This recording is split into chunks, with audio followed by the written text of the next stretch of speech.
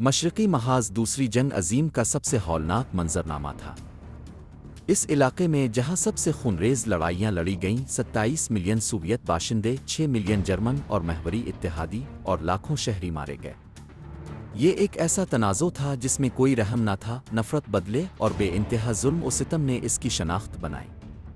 1941 میں نازی حملے کے بعد ہٹلر نے سوویت باشندوں کے منظم قتل عام کا حکم دیا اور جلتی زمین کی پالیسی نافذ کی۔ لیکن جب ریڈ آرمی نے دوبارہ علاقے حاصل کرنا شروع کیے تو انتقام نہایت بے رحمانہ تھا۔ تقریباً 1 ملین گرفتار شدہ جرمن فوجی سوویت کیمپوں میں بھوک سردی یا اپنے محافظوں کی سفاکیت کا شکار ہو کر ہلاک ہو گئے۔ اسٹالن گریڈ، لینن گریڈ اور آپریشن باگریشن جیسی لڑائیوں میں نازیوں کو گھیر کر بے رحمی سے تباہ کر دیا گیا۔ پارٹیزان، جن میں اکثر خواتین بھی شامل تھیں، دشمن فوجیوں کو نہایت سفاکی سے قتل کرتی تھیں۔ جنگ کے آخری ہفتوں میں یہاں تک کہ قید کی گئی جرمن خواتین بھی تشدد اور بدلے کا نشانہ بنیں۔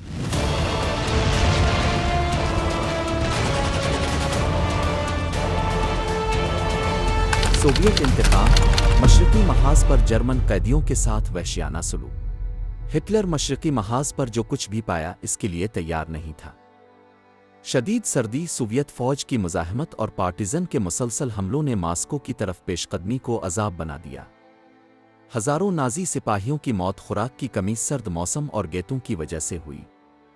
تاہم بہت سے لوگوں کے لیے یہ خطرات ان کے لیے ان لوگوں کے مقابلے میں ترجیحی تھے جو قید ہو گئے تھے۔ سوویت عوام جو اس تکلیف سے گزر چکے تھے نے ان پر کوئی ترس نہیں کیا۔ مقبوضہ علاقے میں داخل ہونے کے آغاز سے ہی ہٹلر نے اپنی فوجوں کو حکم دیا تھا کہ وہ کسی بھی شخص کو ہلاک کر دیں جسے دشمن سمجھا جا سکے، جن میں شہری بھی شامل تھے۔ اپنی پیش قدمی کے دوران جرمن فوجوں نے گاؤں تباہ کیے، خاندانوں کا صفایا کیا اور شہروں کو ملبے میں تبدیل کر دیا۔ دوسرے مقامات پر دیے گئے سلوک کے برعکس سوویت علاقے میں انہوں نے کچھ بھی باقی نہیں چھوڑا تھا۔ اس کے علاوہ اپنی پسپائی کے دوران انہوں نے زمین کو جلانا کی پالیسی اپنائی، کھیتوں کو نظر آتش کیا، عمارتوں کو تباہ کیا اور جنہیں بھی پاتے انہیں قتل کر دیتے تھے۔ لیکن جب سرخ فوج نے علاقے کو دوبارہ حاصل کرنا شروع کیا تو جرمنی کے ہاتھوں پیدا شدہ تکلیف ان کے خلاف پلٹ گئی۔ نازیوں کے جرائم سوویتوں کی یادداشت میں گہرے نقوش چھوڑ گئے، جنہیں اپنے دشمنوں سے نفرت کرنے کے لیے کسی بھی پروپیگنڈے کی ضرورت نہیں تھی۔ ان سپاہیوں میں سے کئی نے اپنے پیاروں کو کھو دیا تھا اور اپنے گھروں کو تباہ ہوتے ہوئے دیکھا تھا۔ سوویت یونین نے سب سے زیادہ انسانی جانی نقصان اٹھایا، جس میں 20 لاکھ سے زائد افراد ہلاک ہوئے۔ غصے سے بھرے ہوئے ہزاروں نوجوان سوویتوں نے دشمن کو نکالنے کی خواہش کے ساتھ فوج میں بھرتی ہو گئے۔ اسٹالن نے بھی زمین کو جلانا کی حکمت عملی اپنائی، جرمنوں کو ان وسائل کو حاصل کرنے سے روکنے کے لیے ضروری وسائل کو تباہ کرنے کا حکم دیا۔ اس منصوبے کو عملی جامہ پہنانے کے لیے خاص گروہ تشکیل دیے گئے تھے جو کسی بھی ایسے شخص کو ہلاک کر سکتے تھے جسے خطرہ سمجھا جاتا تھا۔ یہ بٹالین گاؤں جلاتے تھے، اسکولوں کو راکھ میں تبدیل کرتے تھے اور ہزاروں قیدیوں کی زندگی کا خاتمہ کرتے تھے جنہیں حکومت کے لیے خطرہ سمجھا جاتا تھا۔ قید کیے گئے جرمنوں کو خفیہ پولیس کے حوالے کیا گیا تھا، جنہوں نے انہیں ملک کے اندر حراستی کیمپوں میں منتقل کیا۔ تاہم نقل و حمل کے ذرائع کی کمی کی وجہ سے اکثریت کو انتہائی حالات میں طویل فاصلے پیادہ سفر کرنے پر مجبور کیا گیا۔ یوکرین اور مغربی بیلاروس میں 60,000 افراد کو اس طریقے سے منتقل کیا گیا۔ ریکارڈ کے مطابق 9,800 سے زائد افراد کو جیلوں میں پھانسی دی گئی، 1,442 راستے میں مارے گئے، 4 افراد فرار کی کوشش کرتے ہوئے گولیوں کا شکار ہو گئے، 23 بمباری میں ہلاک ہوئے اور 1,050 مزید دیگر وجوہات کی بنا پر جان سے گئے۔ ان میں صرف سپاہی نہیں بلکہ سیاسی قیدی بھی شامل تھے جو جنگ سے پہلے قید کیے گئے تھے۔ مجموعی طور پر قریب 1 لاکھ نازی سپاہیوں نے سوویت حراست میں اپنی جان گنوا دی۔ اسٹالنگراد کی جنگ کے بعد 90,000 میں سے بمشکل 5,000 جرمنی واپس پہنچ سکے۔ اس قتل عام کو سمجھنے کے لیے ضروری ہے کہ یہ غور کیا جائے کہ سوویت حکام نہ صرف جرمن قیدیوں کے خلاف ظلم کو نظر انداز کرتے تھے بلکہ کبھی کبھار اسے فروغ دیتے تھے۔ وہ ان کارروائیوں کو معاہدوں کی خلاف ورزی یا جنگی جرائم کے طور پر نہیں دیکھتے تھے بلکہ اسے اپنی قوم کے لیے فرض سمجھتے تھے، دنیا سے فاشسٹوں کو مٹانا۔ जैसे जैसे जंग आगे बढ़ती गई, सुर्ख फौज के सियासी रहनुमाओं ने कैदियों को कत्ल करने के अमल को महदूद करने की कोशिश की, क्योंकि वो उन्हें मालूमात के ज़राए के तौर पर मुफीद समझते थे। ताहम ये कोशिशें बेसूद साबित हुईं। जंग के दौरान ना तो सिपाहियों और ना ही कमांडरों को दुश्मनों को जिंदा पकड़ने की कोई फिक्र थी। ऐसे वाक़यात की दस्तावेज़ात मौजूद हैं जिनमें कैदियों को चाकू से घोंपना, गला घूंट कर मारना शामिल है। जब सुर्ख फौज ये नहीं रोक सकी कि इसके फौजी हथियार डालने वाले जर्मनों को मार डालें, तो उसने एक इंतज़ामी हल इख्तियार किया। अपने अफसरान को हुक्म दिया कि वो कम अज़ कम नाज़ी लाशों से हथियारों और ज़ाती सामान का इंदराज करें। मौत का मुहासरा, लीनिनग्राद 1941-1944। अगस्त 1941 में जर्मन फौजों ने लीनिनग्राद के खिलाफ हमला किया। अगले 3 महीनों में, जो काले महीने के तौर पर जाने जाते हैं, 4 लाख अफराद ने दिफात कायम करने में मसरूफ़ हो गए, जबकि लड़ाई जारी रही। इसके अलावा 1,60,000 शहरियों ने सुर्ख फौज की सफ़ों में शमूलियत इख्तियार की। पूरे शहर में मज़दूरों और यहाँ तक के तलबा के ग्रुपों पर मुश्तमिल बटालियन तश्कील दी गईं, जिन्होंने मुतवक्के जंग के लिए खंदकें खोदने में मदद की। 7 सितंबर को जर्मनी की 20वें मोटराज डिवीज़न ने शल्सिलबर्ग को फतह किया, जिससे लीनिनग्राद तक खुश्की के रास्ते की रसाई बंद हो गई। उन्होंने मास्को से जड़ने वाली पटरियों को भी काट दिया और फिनलैंड की मदद से मर्मिन्स्क की तरफ जाने वाली रेल को कब्जे में ले लिया। यूं एक मुहासरा शुरू हुआ जो 2 साल से ज़्यादा अरसे तक जारी रहा। ये मुहासरा तारीख़ के सबसे तबाहकुन मुहासरों में से एक समझा जाता है, जिसका इंसानी असर ज़बरदस्त था, क्योंकि इसमें लाखों अमवात हुईं। अंदाज़ा है कि 1,05,00,000 अफराद बलाक की वजह से हलाक हो गए, जिससे ये एक खुनरेज़ी बन गई जो हमला आवरों ने की। जब हिटलर ने तस्दीक की कि लीनिनग्राद मुकम्मल तौर पर मुहासरे में है, तो इसने इसकी मुकम्मल तबाही का हुक्म दिया, बगैर किसी हार तस्लीम करने के। 9 सितंबर को शुमाली फौजी ग्रुप ने आखिरी हमला शुरू किया, जिसमें उन्होंने 10 दिन में 11 किलोमीटर की पेश कदमी की। ताहम मरकज़ की तरफ पेश कदमी सुस्त होती गई और जानों का ज़िया बढ़ने लगा। बेसब्री से हिटलर ने हिकमत अमली तब्दील की। शहर को ताकत से लेने के बजाय इसने इसे भूख से झेलाने का फैसला किया। इसी दौरान मरकज़ी फौजी ग्रुप सोवियत हमलों की वजह से बेबस हो गया, ख़ास तौर पर येलिना की हमला आवर कार्रवाई के दौरान, जहां नाज़ियों को अपनी पहली बड़ी शिकस्त का सामना करना पड़ा। इस फतह ने सुर्ख फौज के हौसले को बुलंद किया। इन मुश्किलात के सामने हिटलर ने मास्को पर हमले की तरफ दोबारा तवज्जो मरकूज़ की और तीसरे और चौथे पेंजर फौजों को लीनिनग्राद के मुहासरे से निकालकर सोवियत दारुल हुकूमत की तरफ हमले के लिए भेज दिया। सोवियत जंगजुओं ने, जिनमें से बहुत से के ख़ानदान लीनिनग्राद में फंसे हुए थे, ये नहीं होने दिया कि जर्मन कामयाब हों। इस जंग के इस मरहले के दौरान बेशुमार हीरो के अमल सामने आए। इनमें से एक सबसे मशहूर अमल अमीर लोमानोव का था, जो एक करामई नस्ल के सीनियर लेफ्टिनेंट थे। अपने जर्मन ज़ुबान के इल्म की बदौलत वो 20 जुलाई 1941 को दुश्मन के इलाके में दाखिल हो गए। नाज़ी अफसर बनकर उन्होंने दुश्मन के यूनिट का मुआयना किया और फौजियों से अपने हथियार जमा करने को कहा। जब वो गैर मुसल्लह हो गए तो उन्होंने पूरी कंपनी को गिरफ्तार कर लिया और चूंकि उनके पास किसी मुफीद मालूमात के अफसरान नहीं थे, उन्होंने उनकी सज़ाए मौत का हुक्म दिया। इसके बाद नाज़ियों ने लीनिनग्राद को मुहासरे में ले लिया और लोमानोव ने येलिना की हमला आवर कार्रवाई में एक बटालियन की क़यादत संभाली। अगस्त 1941 में येलिना में लड़ाइयाँ इंतहाई शदीद थीं। 11 अगस्त को उन्हें अपने बटालियन को आगे बढ़ाने और नाज़ियों को मगरबी पहाड़ियों से निकालने का हुक्म मिला।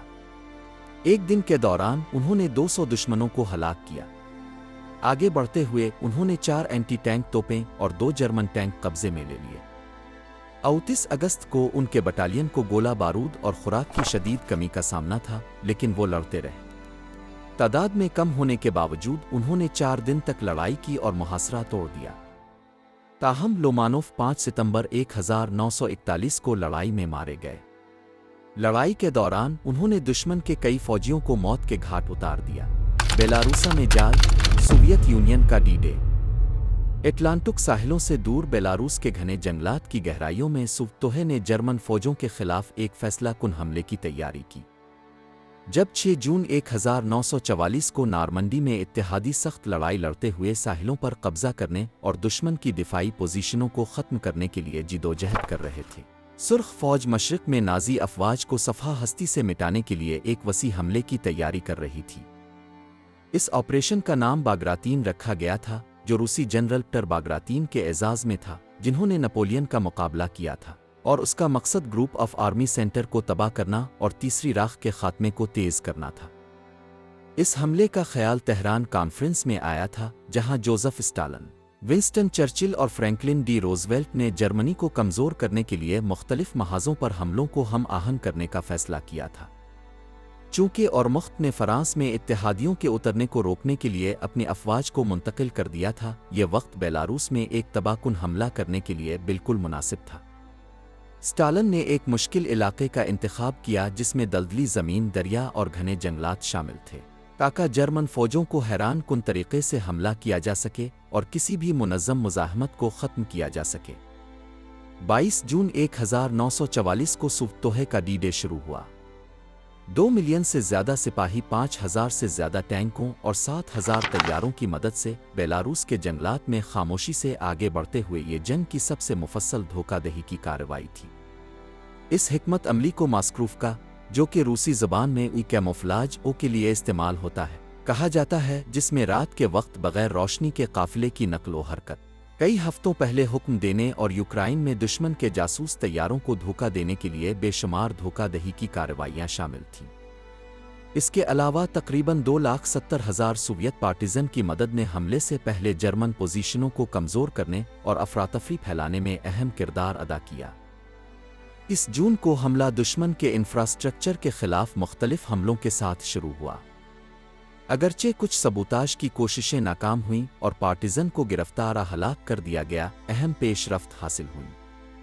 سپلائی روٹس، پلوں اور ریل نیٹ ورک کو تباہ کر دیا گیا، جس سے جرمن افواج کی نقل و حرکت میں مشکلات آئیں۔ ایک اہم کامیابی زیلیزنیک بریگیڈ کی جانب سے 27 کلومیٹر طویل کوریڈور کی تخلیق تھی، جس نے سوویت افواج کی تیز پیش قدمی کو ممکن بنایا۔ اس دوران 34 جرمن ڈویژنیں، جو تقریباً 8 لاکھ سپاہیوں پر مشتمل تھیں، ایک سنگین صورتحال میں مبتلا تھیں۔ ان کی نصف افواج غیر تجربہ کار بھرتی کیے گئے فوجیوں اور غیر جنگی عملے پر مشتمل تھیں۔ ناقص سامان، ایندھن کی کمی اور کوئی کمک نظر نہ آنے کے ساتھ، جرمن جانتے تھے کہ ایک حملہ قریب ہے، لیکن وہ یہ نہیں جانتے تھے کہ حملہ کہاں سے ہوگا۔ مناسب تیاری نہ ہونے اور دفاعی ڈھانچے کی کمزوری کے ساتھ، اورمخت ایک ایسی شکست کے قریب تھی جو جنگ کی سب سے بھیانک شکستوں میں سے ایک بننے والی تھی۔ مورخ کارل ہینس فریزر نے مشرقی محاذ پر جنگ کو غریبوں کی جنگ قرار دیا، جو اورمخت کی مایوس کن حالت کو ظاہر کرتا ہے۔ سوویت آفینسیو کے آغاز کے بعد 30 جون 1944 سے جرمن محاذ کو 6 مختلف سیکٹروں میں سرخ فوج کے مسلسل حملوں کے نتیجے میں تباہی کا سامنا کرنا پڑا۔ ہزاروں جرمن سپاہی مختلف مقامات پر پھنس گئے اور سوویت افواج کی مسلسل ضربوں کا سامنا کر رہے تھے۔ کسی بھی کمک، سپلائی یا ایندھن کے بغیر جرمن دفاعی لائنیں ٹوٹنا شروع ہو گئیں۔ 2 دشمن بٹالینز کو تباہ کرنے کے بعد سوویت افواج نے دریا ڈیونا کو عبور کیا اور اسٹرجک شہر اوتنسک کی طرف پیش قدمی کی۔ تاہم جرمن جنرل اسٹاف ابھی تک یہ سمجھتا تھا کہ یہ حملہ اہم نہیں تھا اور اصل آفینسیو یوکرائن سے آئے گا۔ تباہ کن صورتحال کے باوجود ہٹلر نے اپنی افواج کی واپسی کی اجازت دینے سے انکار کیا۔ اورمخت، جو اب زیادہ سے زیادہ منتشر ہو چکی تھی، الگ تھلگ آپریشن کر رہی تھی اور مؤثر جواب دینے کی کوئی صلاحیت نہیں تھی۔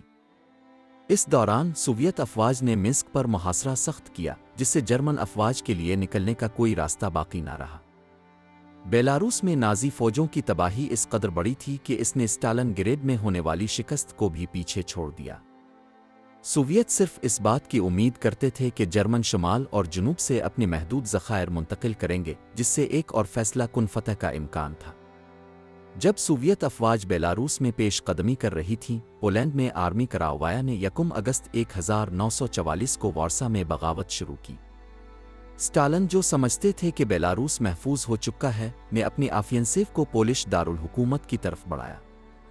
تاہم ایک سنگین اسٹریٹجک غلطی نے سوویت ٹینکوں کو بے نقاب کر دیا، جو اوسٹولا دریا کے ساتھ ساتھ پیش قدمی کر رہے تھے، اور وہ جرمن حملے کے لیے کمزور ہو گئے۔ اس کمزوری کا فائدہ اٹھاتے ہوئے جرمن مارشل والٹر ماڈل نے ایک بھرپور جوابی حملہ کیا۔ صرف 48 گھنٹوں میں سوویت کو ایک تباہ کن شکست کا سامنا کرنا پڑا کیونکہ ان کا حملہ ایندھن کی کمی کی وجہ سے منہدم ہو گیا، جس سے جرمنوں کو ایک مختصر لیکن مؤثر جوابی حملہ کرنے کا موقع ملا۔ جب سرخ فوج تھک چکی تھی اور پولش مزاحمت کو مکمل طور پر ختم کر دیا گیا تھا، جرمنوں نے بیلاروس کے مرکز میں عارضی طور پر اپنے آپ کو دوبارہ منظم کر لیا۔ اگرچہ منسک اور بابروسک سوویت کے ہاتھوں میں تھے، اسٹالن نے فوری طور پر آپریشن باگراتین کو ختم کرنے کا حکم دیا کیونکہ فوری طور پر مزید پیش قدمی ممکن نہیں تھی۔ تاہم جرمنوں کی ظاہری کامیابی عارضی تھی۔ اس کے بعد اورمخت صرف ایک ناامید کوشش کے طور پر پیچھے ہٹنا شروع ہوئی تاکہ سوویت کی برلن کی طرف بڑھنے والی پیش قدمی کو روکا جا سکے۔ صرف 58 دنوں میں تیسری راکھ نے 3,50,000 فوجیوں کو کھو دیا، جو مشرقی محاذ پر جرمنی کے لیے ایک تباہ کن ضرب ثابت ہوئی۔ نازی افواج کو بیلاروس، مشرقی پولینڈ، جنوبی لٹویا، لتھوانیا کے نصف حصے اور یوکرائن کے گلزا علاقے سے نکال دیا گیا۔ تاہم سرخ فوج نے اپنے حملے کو اس لیے نہیں روکا کہ ان کے شدید نقصان ہوئے تھے، بلکہ اس لیے کہ ان کی سپلائی لائنیں بہت طویل ہو چکی تھیں، جس سے افواج کو سامان پہنچانے میں دشواری آ رہی تھی۔ 1944 میں اپنی افواج کو دوبارہ منظم کرنے کے بعد سوویت نے پہل دوبارہ سنبھالی اور نئے حملوں کے ساتھ پولینڈ تک پیش قدمی کی۔ اس کے بعد کا اگلا مقصد برلن تھا۔ آپریشن باگراتین نہ صرف گروپ آف آرمی سینٹر کو تباہ کرنے میں کامیاب رہا بلکہ اس نے حتمی آفینسیو کے لیے راستہ صاف کر دیا جو یورپ میں دوسری جنگ عظیم کے خاتمے کا باعث بنے گا۔ خواتین کے ہاتھوں موت، محاذ پر جرمنوں کا قتل۔ جب نازیوں نے سوویت یونین پر حملہ کیا تو انہیں کبھی یہ خیال نہ آیا تھا کہ وہ سرخ فوج میں اتنی بڑی تعداد میں خواتین کا سامنا کریں گے۔ ان میں سے بہت سے لوگوں کے لیے خواتین کے خلاف لڑنا ایک ناقابل یقین بات تھی، جبکہ دوسروں میں یہ ابتدائی اور تاریک جذبات کو جنم دیتا تھا۔ دوسری جنگ عظیم کے دوران سوویت افواج میں 8 لاکھ سے زیادہ خواتین نے خدمات انجام دیں اور کئی لڑائیوں میں اہم کردار ادا کیا۔ ان میں سے سب سے زیادہ خوفزدہ کرنے والی خواتین رات کے بمباری کے طیاروں کی پائلٹ تھیں، جنہیں رات کی جادوگرنیاں کے طور پر جانا جاتا تھا، اور ہنر مند نشانے باز جیسے لیوڈملا پاولیچینکو اور روزا شینینا۔ 1941 سے 1945 کے درمیان تقریباً 2484 سوویت نشانے باز محاذ پر بھیجے گئے، جنہوں نے 11,280 سے زیادہ دشمنوں کو ہلاک کیا۔ جب جرمنی نے 22 جون 1941 کو سوویت یونین پر حملہ کیا تو ہزاروں خواتین بھرتی مراکز میں آئیں، لیکن زیادہ تر کو فوجی تجربہ نہ ہونے کی وجہ سے مسترد کر دیا گیا۔ تاہم آپریشن بارباروسا میں تباہ کن نقصانات کے بعد فوجیوں کی ضرورت نے حکمت عملی کو بدلنے پر مجبور کیا اور خواتین کو محاذ پر مزید مواقع ملنے لگے۔ سوویت فوجی کمان نے انہیں مختلف محاذوں میں شمولیت کی اجازت دی، جن میں طبی یونٹوں سے لے کر جنگی بٹالین تک شامل تھے۔ اس کے باوجود 50% سے زیادہ نئی بھرتی ہونے والی خواتین کو فوج میں طبی شعبے میں تعینات کیا گیا۔ وہ جنگ کے محاذ پر طبی عملے کا 41% اور نرسنگ کا مکمل عملہ تھیں۔ یہ خواتین انتہائی مشکل حالات میں کام کر رہی تھیں، جن کے لیے موت کا خطرہ مسلسل موجود تھا۔ دراصل طبی عملہ جنگ میں سب سے زیادہ جانی نقصان کا شکار تھا، جو صرف انفنٹری سے پیچھے تھا۔ ان میں سے کئی خواتین کو سوویت یونین کی ہیرو کا درجہ دیا گیا اور جنگ کے بعد انہیں اپنی کمیونٹیوں سے محبت اور عزت ملی۔ تاہم دوسری خواتین کا مقدر کہیں زیادہ افسوسناک ثابت ہوا۔ مجموعی طور پر جنگ کے دوران تقریباً 6 ملین سوویت خواتین کی جانیں گئیں، جن میں سے تقریباً 2.5 ملین نازیوں کے قبضے کے خلاف پارٹیزن مزاحمت کا حصہ تھیں۔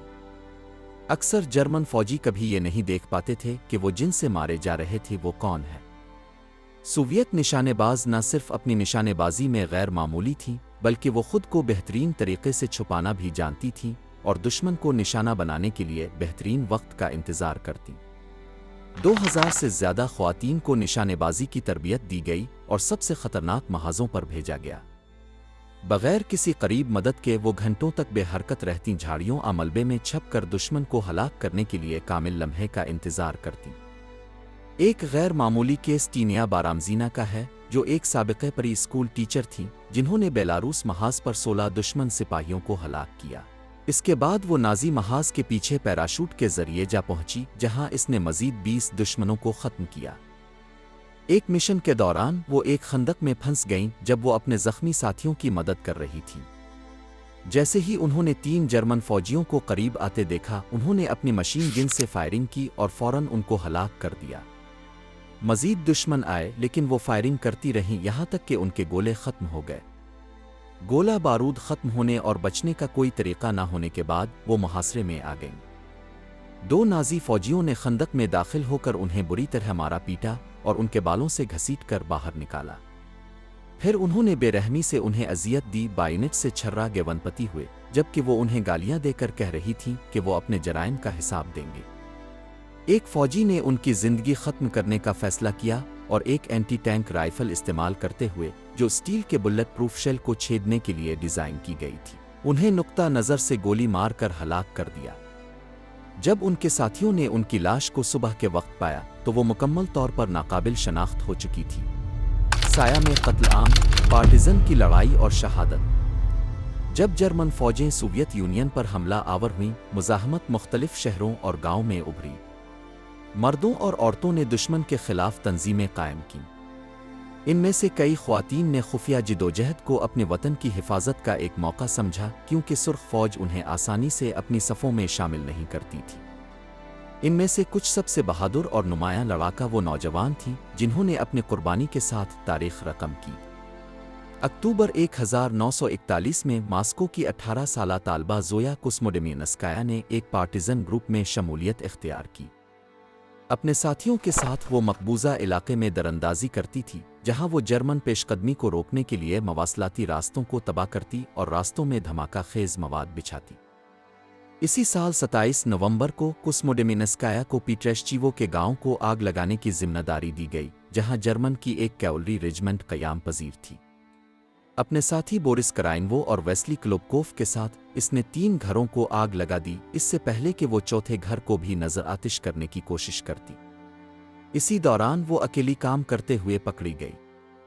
اس کی گرفتاری کے بعد اسے وحشیانہ تفتیش کا سامنا کرنا پڑا۔ اس سے اس کے کپڑے نوچ لیے گئے، بے رحمی سے اس کی پٹائی کی گئی اور 200 کوڑے لگائے گئے۔ اس کے علاوہ اس کے جسم کے مختلف حصوں کو جلتا ہوا لوہا لگا کر جلایا گیا۔ اذیت کے باوجود اس نے اپنے ساتھیوں کے بارے میں کچھ نہیں بتایا۔ اگلے دن اسے گاؤں کے چوراہے پر ایک پوسٹر کے ساتھ لٹکایا گیا جس پر لکھا تھا آگ لگانے والی۔ وہاں مقامی آبادی کی نگاہوں کے سامنے نازیوں نے اسے پھانسی دے دی۔ اس کا جسم ایک انتباہ کے طور پر آویزاں کیا گیا۔ 16 فروری 1942 کو اسے سوویت یونین کی ہیروئن کا خطاب دینے والی پہلی عورت کا اعزاز دیا گیا۔ تاہم کوسموڈیمینسکایا وہ سب سے کم عمر نہیں تھیں جنہوں نے یہ اعزاز حاصل کیا۔ یہ اعزاز 16 سالہ بیلاروسی لڑاکا زیناڈا پورٹنوا کو حاصل ہوا۔ 1942 میں پورٹنوا نے مقامی مزاحمت میں شمولیت اختیار کی اور سوویت پمفلٹ تقسیم کیے، فوجیوں کے لیے اسلحہ چھپایا اور جرمن افواج کی نقل و حرکت کے بارے میں معلومات فراہم کی۔ وقت کے ساتھ اس نے دھماکہ خیز مواد اور ہتھیاروں کا استعمال سیکھا اور دشمن کی تنصیبات جیسے کہ ایک بجلی گھر، اینٹوں کا کارخانہ اور گیس ڈپو پر حملے کیے۔ اندازہ ہے کہ اس کی کارروائیوں سے 100 سے زیادہ نازی فوجیوں کی موت ہوئی۔ 1943 میں اس نے اوبل کے علاقے میں کھانا پکانے کی معاونت کے طور پر کام شروع کیا۔ اگست میں اس نے جرمن گارزن کے کھانے میں زہر ملا دیا۔ جب اس سے تفتیش کی گئی تو اس نے کسی بھی ملوث ہونے کا انکار کیا اور نازیوں کے سامنے کھانا کھا کر اپنی بے گناہی ثابت کی۔ چونکہ زہر کے اثرات دیر سے ظاہر ہوئے، وہ اس کا دھوکہ دینے میں کامیاب ہو گئے اور اسے جانے دیا۔ بعد میں اسے شدید درد اور قے ہوئی، لیکن وہ دودھ کے سیرم پینے کے بعد بچ گئی۔ جب وہ اپنے کام پر واپس نہ لوٹ سکی تو جرمنوں کو شبہ ہوا اور انہوں نے اس کی تلاش شروع کر دی۔ تاہم وہ جنوری 1944 تک پکڑی نہ جا سکے۔ گیسٹاپو نے اسے گوریانی گاؤں لے جایا جہاں اس سے تفتیش کی گئی۔ اس کا گرفتار کرنے والا افسر جو اسے بے بس سمجھ رہا تھا، اس نے بہت زیادہ اعتماد کر لیا تھا۔ ایک غفلت میں اس نوجوان نے اس کی پستول چھین کر اسے گولی مار دی۔ پھر جب 2 فوجی جو فائرنگ کی آواز سن کر پہنچے، انہیں بھی گولی مار کر زخمی کر دیا اور پھر وہ فرار ہونے کی کوشش کرنے لگی۔ وہ جنگل کی طرف دوڑی لیکن قریب دریائے گوریا کے قریب پہنچ کر پکڑی گئی۔ گرفتار ہونے کے بعد اسے وحشیانہ تشدد کا سامنا کیا گیا اور آخرکار اسے قتل کر دیا گیا۔ وہ اپنی زندگی کی 18 سال کی عمر پوری ہونے سے پہلے ہی شہید ہو گئی۔ 1958 میں اسے بعد از مرگ سوویت یونین کی ہیروئن کا اعزاز دیا گیا۔ آج کل منسک میں اس کی یاد میں ایک یادگار نصب ہے اور مختلف نوجوان تنظیموں کا نام اس کے نام پر رکھا گیا ہے۔ ہزیمت کے شکار، جنگ کے اختتام پر جرمن خواتین کا مقدر۔ اگرچہ جرمنی نے خواتین کو براہ راست لڑائی کے لیے نہیں بھیجا، جب 1939 میں جنگ شروع ہوئی تقریباً 1,40,000 خواتین فوجی افواج سے منسلک تھیں۔ اس گروپ میں سے 50,000 خواتین انتظامی فرائض انجام دیتی تھیں، جبکہ 90,000 خواتین معاون کے طور پر کام کر رہی تھیں۔ وقت کے ساتھ یہ تعداد بڑھ کر 1944 میں 3 لاکھ تک پہنچ گئی۔ فوج میں ان کی ذمہ داریاں مسلسل بڑھ رہی تھیں اور ان کی موجودگی صرف جرمنی تک محدود نہیں تھی۔ انہیں کئی علاقوں میں تعینات کیا گیا جیسے کہ جنرل گورنمنٹ، بیلاروسا، بالٹک ممالک، مقبوضہ فرانس، یوگوسلاویا اور یونان۔ ان میں سے تقریباً 8,000 خواتین مواصلات کے شعبے میں کام کر رہی تھیں اور تقریباً 12,500 خواتین جنگ کے میدان میں معاونت کے طور پر کام کر رہی تھیں۔ دوسری طرف تقریباً 1,30,000 خواتین لفت وافی کا حصہ تھیں، جن میں بیشتر انتظامی اور معاون کاموں میں مصروف تھیں۔ اہم وقت کے ساتھ کچھ خواتین کو اینٹی ایئر کرافٹ بیٹریز چلانے کے لیے بھی تعینات کیا گیا۔ اس پس منظر میں محاذ پر خواتین کا ہونا نایاب تھا، اور اس سے بھی کم یہ کہ وہ قیدی بن کر پکڑی جاتیں۔ لیکن جیسے جیسے تیسری راکھ کی صورتحال زیادہ مایوس کن ہوتی گئی، خواتین کو خود دفاع کے لیے ہتھیار تقسیم کیے گئے۔ جنگ کے آخری دنوں میں ہٹلر نے لڑائی میں خواتین کی شمولیت سے متعلق اپنی سابقہ پوزیشن واپس لے لی اور خواتین پر مشتمل ایک بٹالین کے قیام کی منظوری دی، یہ توقع کرتے ہوئے کہ اس سے فوجیوں کے حوصلے پر مثبت اثر پڑے گا۔ ایک معقول تعداد میں خواتین جرمن ریڈ کراس سے بھی منسلک تھیں، جو فوجی افواج سے جڑی ہوئی تھیں اور جینیوا کنونشن کے تحت محفوظ تھیں۔ جنگ کے آغاز سے ہی یہ طے کیا گیا تھا کہ خدمت میں کوئی بھی خاتون دشمن کے ہاتھوں نہیں گرے گی۔ اسی وجہ سے ان کی حفاظت کا ذمہ مقامی کمانڈروں پر تھا، جو کسی بھی خطرے کی صورت میں ان کی حفاظت کو یقینی بنانے کے ذمہ دار تھے۔ 30 ستمبر 1944 کو قید ہونے کے بڑھتے ہوئے خطرے کے پیش نظر ایک حکم جاری کیا گیا، جس کے تحت 21 سال سے کم عمر تمام خواتین کو مقبوضہ علاقوں سے واپس بلا لیا گیا۔ یہ حکم اس وقت جاری کیا گیا جب کچھ خواتین یونٹوں کو سوویت فوجیوں نے رومانیہ میں پکڑ لیا تھا۔ تاہم اس پسپائی کی حکمت عملی ایک ڈلیما کا شکار ہو گئی، ان خواتین کو محاذ پر مزید مردوں کی مدد کے لیے ضروری کاموں کے لیے رکھنا۔ اتحادیوں کے ہاتھوں پکڑی جانے والی خواتین کو جرمنوں کی طرح گروپوں میں تقسیم کیا گیا اور جرمن ہار کے بعد انہیں قید کیا گیا۔ 100 سے زائد خواتین کو پیلزین کے شمالی حصے میں بیرکوں میں رکھا گیا، جہاں انہوں نے اپنے محافظوں کے سامنے گانے کے لیے ایک کور ترتیب دیا اور انہیں پیپلزن کے گورینے کے لقب سے جانا گیا۔ ابتدائی طور پر امریکی تحویل میں رہنے والی یہ خواتین بعد میں سوویت قبضے میں آ گئیں، جس سے ان کے مستقبل کا فیصلہ کرنے کی جلدی تھی۔ حیرت انگیز طور پر ان میں سے بیشتر کو آزادی مل گئی، اگرچہ ایک مواصلات کی آپریٹر کو اس کے ایس سے تعلق کی وجہ سے حراست میں لے لیا گیا۔ اس کے باوجود کئی خواتین نے سوویت علاقے میں واپس جانے سے انکار کیا، جہاں انہیں وہاں جو کچھ مل سکتا تھا اس سے خوف تھا۔ یہ واضح نہیں ہے کہ انہوں نے قید سے کب فرار کیا، لیکن یہ کہا جا سکتا ہے کہ انہیں 1948 کے آخر سے پہلے آزادی مل چکی تھی۔ سوویت کیمپوں میں اکثر قیدیوں کے بال منڈے جاتے تھے اور کچھ کو قید میں رکھا گیا۔ اندازہ ہے کہ جنگ کے آخری دنوں میں تقریباً 200 خواتین ہلاک ہو گئیں۔ اگرچہ اس بارے میں کوئی سرکاری دستاویزات نہیں ہیں، لیکن یہ سمجھا جاتا ہے کہ انہیں ان کے نازی ریم میں ملوث ہونے کا اعتراف کرنے کے لیے اذیت دی گئی، یہاں تک کہ وہ موت کے منہ میں چلی گئیں۔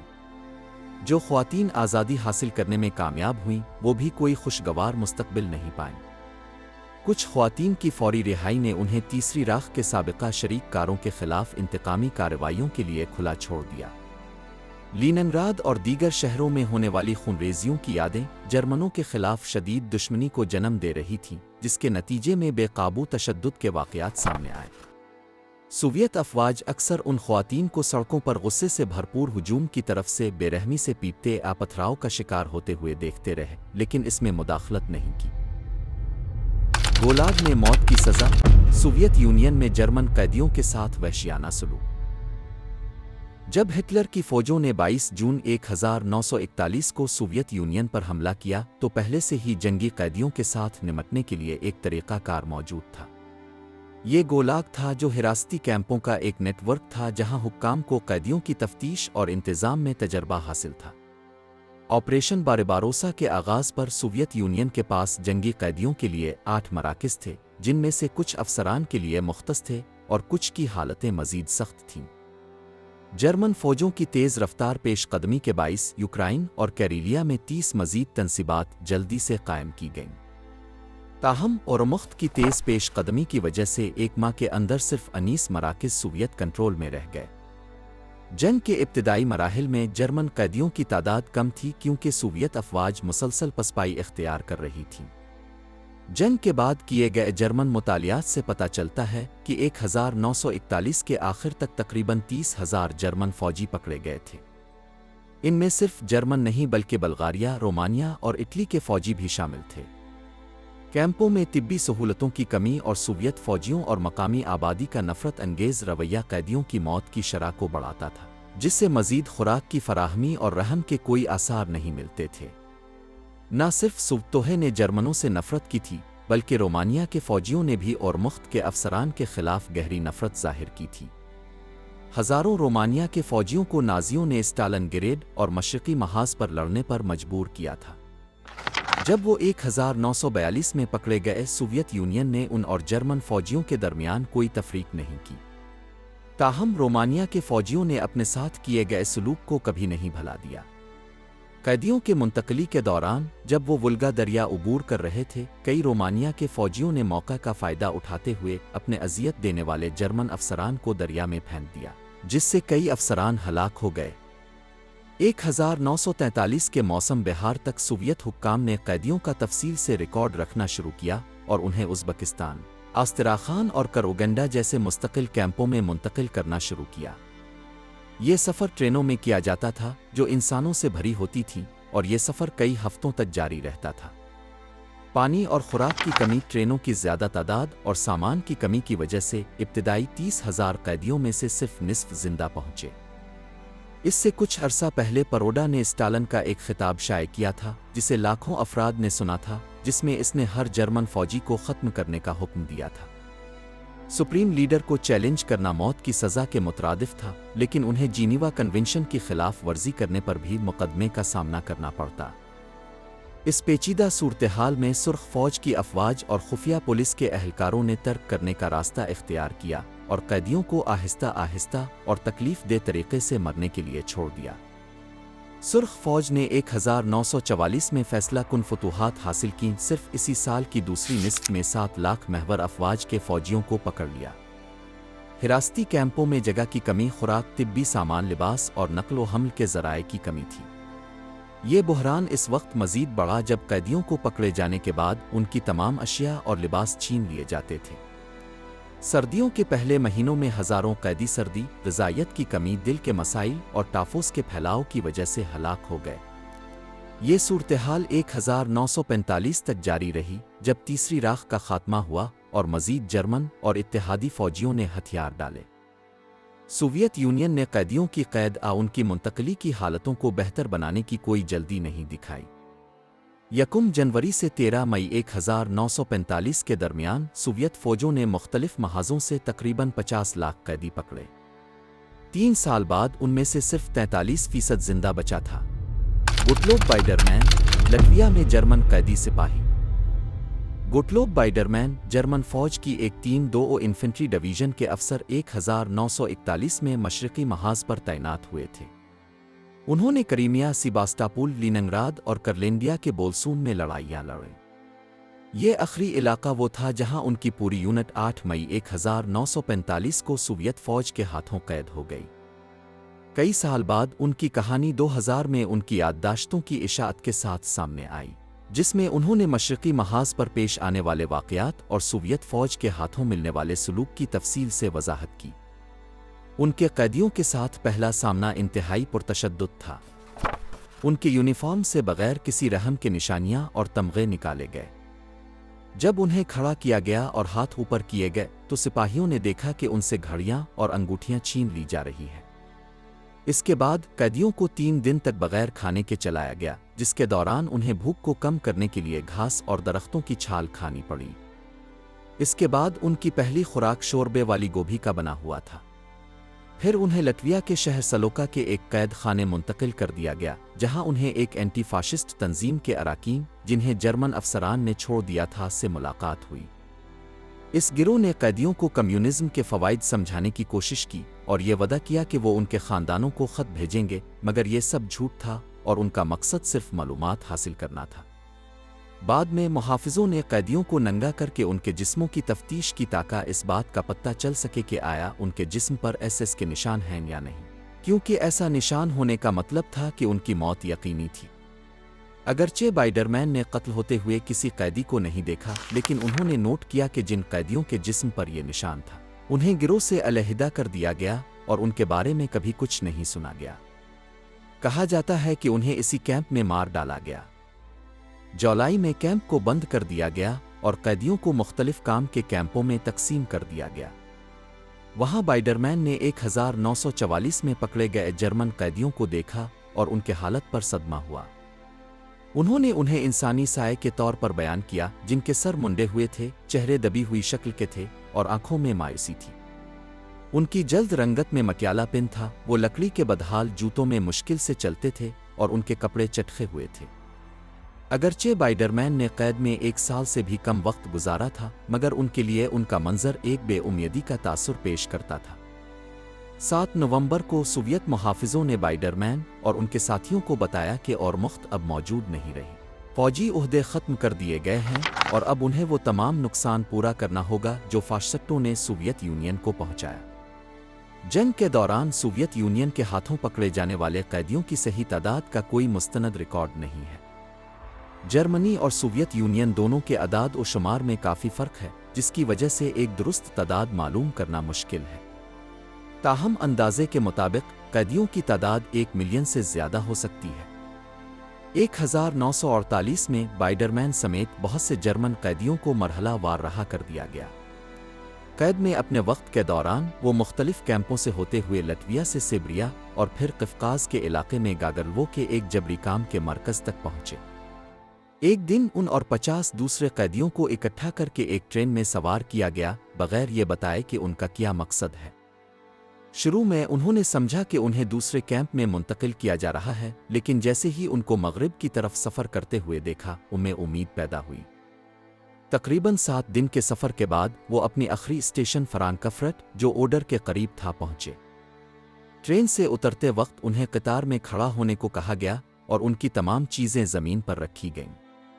جرمن اور اتحادی حکام کے نمائندوں نے ان کی چیزوں کو باریک بینی سے چیک کیا۔ بائیڈرمین نے یہ معائنہ بغیر کسی مسئلے کے پاس کیا، لیکن ان کے ساتھ موجود ایک لیفٹیننٹ کے پاس ایک لکڑی کا بند ڈبہ تھا۔ معائنے کے دوران ایک افسر نے اس سیل کو توڑا اور اس کے اندر ایک آئرن کراس پایا۔ نتیجے کے طور پر اس لیفٹیننٹ کو واپس ٹرین میں بھیج دیا گیا اور دوسرے مقام پر منتقل کر دیا گیا۔ وہ کئی سالوں تک دوبارہ جرمن سرزمین پر نہیں قدم رکھ سکا۔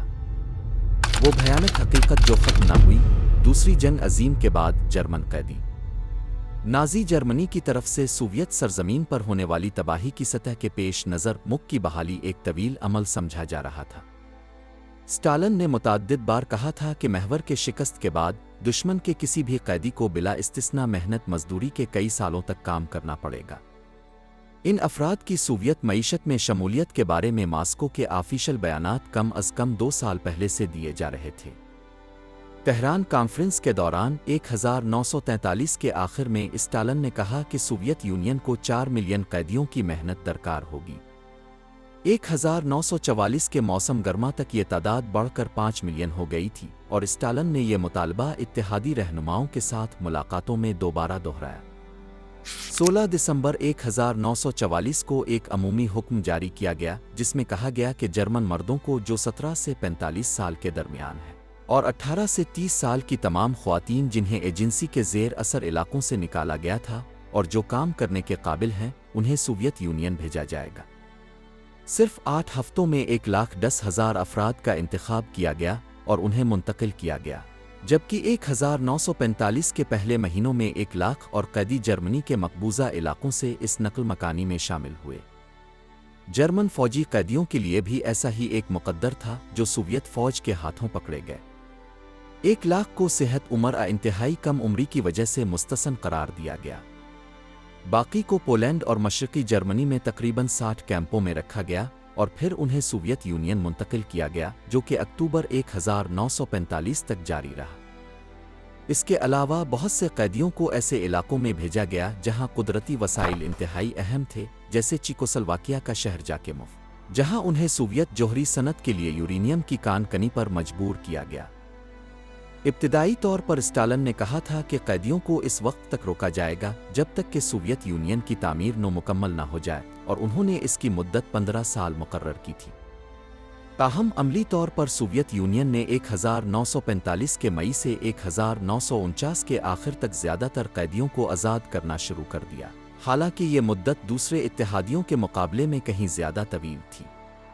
उन कैदियों में ज़्यादातर वो अफराद थे जो बूढ़े, बीमार और जिस्मानी तौर पर काम करने के काबिल नहीं थे। 6 जून 1945 को ये फैसला किया गया कि मुस्तकबिल में किसी भी कैदी की वापसी के लिए पॉलिट ब्यूरो की मंजूरी ज़रूरी होगी और इसे मखसूस मेयार पर पूरा उतरना होगा। इस वक्त तक खुफिया पुलिस ने 2,25,000 जर्मन और ऑस्ट्रिया के फौजी कैदियों को रजिस्टर किया था जो अस्पतालों और हिरासती कैंपों में थे और काम नहीं कर सकते थे। ताहम अफसरान इससे मुस्तसन थे और वो कैद में ही रहे। अगस्त तक 7,08,055 कैदियों को आज़ाद करने के काबिल समझा गया था, जिनमें से 4,12,000 जर्मन थे, लेकिन इस शर्त के तहत कि वो काम करने के काबिल ना हो। लेकिन बाकी कैदियों के साथ किया हुआ सुफ्तोहे का मकसद ये था कि वो उन कैदियों से छुटकारा हासिल करें जो काम के काबिल नहीं थे, लेकिन वो उन कैदियों की रिहाई को भी रोकना चाहते थे जो नज़रियाती तौर पर मुखालिफ समझे जाते थे। कोई भी फर्द जो मुमकिना तौर पर एंटी सोवियत हो, इसे किसी काबिल कबूल वजह से कैद में रखना ज़रूरी था। कैदियों की मेहनत की सलाहियत को बेहतर बनाने के लिए सरगई करविगलूफ ने अपने वजारत के सरबराह की हैसियत से एक प्रोग्राम की तजवीज़ पेश की, जिसमें 1,50,000 अफराद की वापसी की इजाज़त देने की बात की गई जो जिस्मानी तौर पर काम करने के काबिल नहीं थे। इसके अलावा बाकी कैदियों की खुराक में 10% इजाफा करने का भी मशवरा दिया गया ताकि उनकी पैदावारियत को बढ़ाया जा सके। जर्मन कैदियों के कैद में वक्त गुजारने के हवाले से गवाहियां बताती हैं कि सोवियत इलाके में मौजूद 2,500 कैंपों में एक शदीद किल्लत का माहौल था। अहम ये भी कहा जाता है कि ये बहरान सिर्फ कैदियों तक महदूद नहीं था, बल्कि इसने आसपास की शहरी आबादी को भी मुतासिर किया था। मुल्क में खाने की कमी थी क्योंकि जंग ने पैदावार की सलाहियत को तबाह कर दिया था। सबसे आम बीमारियों में से एक डायसेंट्री थी जो कैदियों की हालत को मजीद बदतर बनाती थी। कैदियों के बयानात में बताया गया है कि किस तरह भूख ने उनके बर्ताव को शक्ल दी। वो जब भी खाना हासिल करते इसे जमा करते, कुछ अशिया को खाने से ग्रेज करते, हालांकि वो इंतहाई भूखे होते और कैंप के अंदर खाने के लिए चोरी या तबादला करने के तरीके अपनाते। इंतहाई ज़रूरत की वजह से वो जो भी सरगर्मी करते इसे इंतहाई आहिस्ता करते। इस हकीकत से बचने की आरजू ने कई कैदियों को जिस्मानी नुकसान पहुंचाने पर मजबूर कर दिया जब उन्हें पता चला कि बीमार काम न करने वाले कैदियों को वापस भेजा जाता है। कुछ ने अपने आप को जख्मी करने का रास्ता अपनाया, जैसे अपने उंगलियां काटना, आंखों को नुकसान पहुंचाना ताकि वो नजर न आए। दीगर ने कम दुखने वाले तरीके अपनाए, जैसे नमक की बड़ी मिकदार खाकर सूजन पैदा करना ताकि बीमारी का तासुर दिया जा सके। कहा जाता है कि कुछ कामयाब हो गए और उन्हें वापस भेजा गया, हालांकि ज़्यादातर अपने मकसद में नाकाम हुए और अपनी ज़िंदगी की कुर्बानी दे दी। मशरिक महाज न सिर्फ दूसरी जंग अजीम का सबसे मोहलिक महाज था, बल्कि ये तारीख में सबसे गहरी जख्मों को छोड़ने वाला भी था। जैसे जैसे जंग आगे बढ़ती गई, ये तनाज़ा मज़ीद सफाक होता गया और इंतकाम हज़ारों जर्मन फौजियों के मुक़द्दर का एक अहम उनसर बन गया। 1944 तक औरमुख्त तबाही के दहाने पर पहुंच चुका था। ऑपरेशन बागरातीन, जिसमें 3,50,000 से ज़्यादा जर्मन फौजी हलाक हुए, वो फैसला कुन हमला साबित हुआ जिसने मशरिक़ में तीसरी राख के खात्मे की शुरुआत की। सोवियत ऑफेंसिव न सिर्फ पूरे डिवीजनों को तबाह कर रही थी, बल्कि इसने जर्मन फौजियों को मायूसी का शिकार कर दिया था, जिनके पास सप्लाई नहीं थी और न ही बचने का कोई इम्कान था। ताहम बहुत से लोगों के लिए जंग में मौत एक ज़्यादा माकूल तकदीर होती। قیدیوں کو جبری محنت کے کیمپوں میں بھیجا گیا جہاں سردی، بھوک اور بیماریاں سینکڑوں ہزاروں کی تعداد میں لوگوں کی جان لے گئیں۔ سفاکیت صرف سرخ فوج تک محدود نہیں تھی، فرانکو ٹائرس پارٹیزن اور شہری بھی فوری طور پر قتل کرنے میں ملوث تھے۔ جو چند افراد اپنے وطن واپس لوٹے، ان کے لیے جنگ کبھی بھی واقعی ختم نہیں ہوئی تھی۔ وہ جو کچھ جھیل چکے تھے اس کے خوف سے ہمیشہ کے لیے نشان زد ہو گئے۔ 1945 کا سردیوں کا موسم مشرقی محاذ پر جنگ کے اختتام کی علامت تھا، مگر تشدد اور تکلیف کے اثرات دہائیوں تک برقرار رہے۔